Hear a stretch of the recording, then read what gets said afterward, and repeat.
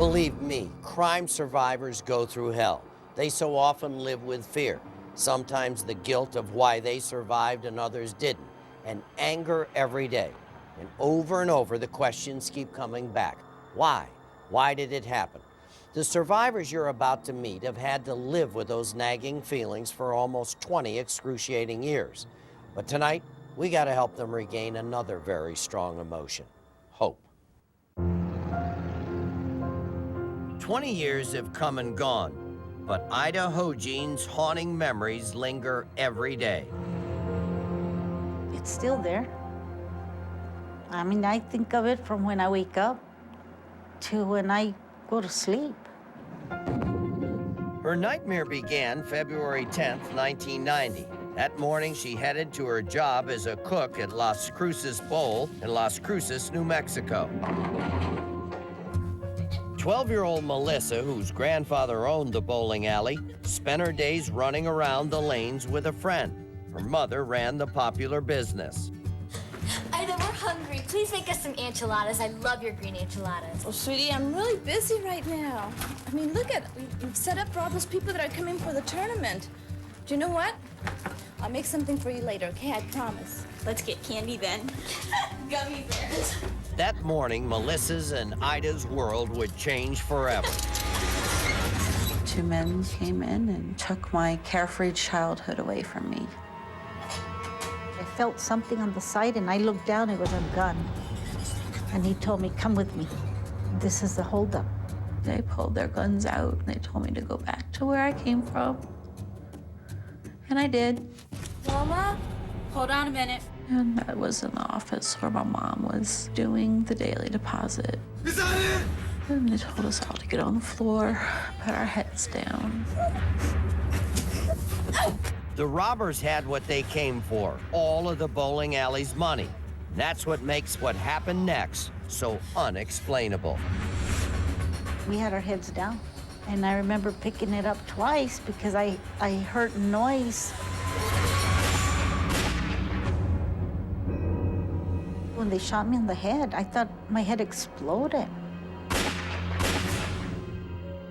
It was so loud. I really thought my head exploded.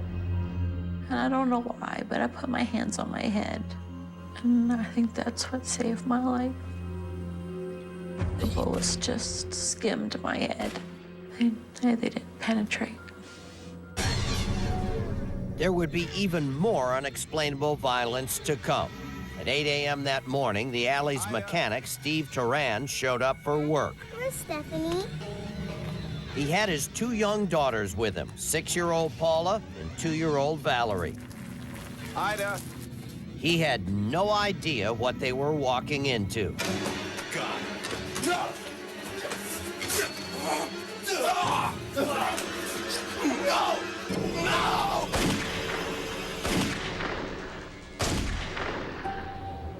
I didn't know who was alive or not. All I knew was I was bleeding and I needed help.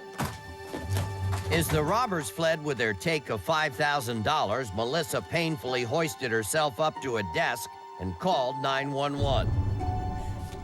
Please come to Las Cruces Bowl. Please help me.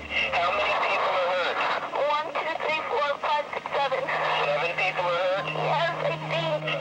The wounds in my head. It hurts. Melissa's phone call saved her own life, her mother's, and Ida's. But nothing could be done to save Steve and his daughters, and Melissa's 13-year-old friend, Amy Hauser. Why the kids? Us, well, I mean, we didn't do nothing to them either. We didn't do nothing. But the kids? Melissa and Ida helped police create composites of the suspects. But over the past 20 years, no names have been attached to the faces. Faces that Melissa and Ida will never forget. What are you... As the case went cold, most other people's memories of it faded until just a few weeks ago. Can I please have 2 tickets to The Nightmare in Las Cruces? Thank you. That's when a new documentary about the 1990 murders started playing at a local theater. This is something that had been percolating in my head for 20 years. Lock it up and go for the picture? Filmmaker Charlie Min first heard about the murder shortly after they occurred in 1990. She looks towards her right, and when she goes to her right, the camera pans ever so slowly and stops. At the time, he was a college student in Boston studying broadcast journalism. Those memories compelled him to make the documentary. I was completely floored by what I saw. I was struck, I was angered, I was deeply saddened by the degree of unfairness, by the barbaric nature of how children were executed. Please help me. Charlie still carries that anger today, We were all shot. Hold up. now vented on film. Melissa, please hurry. Hey, Melissa, we've got him dispatched. How many people are hurt? 1, 2, 3, 4, 5, 6, 7. At first, Ida and Melissa were opposed to the idea, but they began cooperating with Charlie when they realized he wasn't exploiting them. He was trying to help them tell their story. She let us in. Everybody tells me, I mean, I knew that those people got shot, but they never knew how it affected us. And now they're learning all this by the movie. I still have fragments in my head, and I have to take 26 medications a day just to keep on going. I'm a whole different person. It changed my life. Please. Okay. Did you see who did it?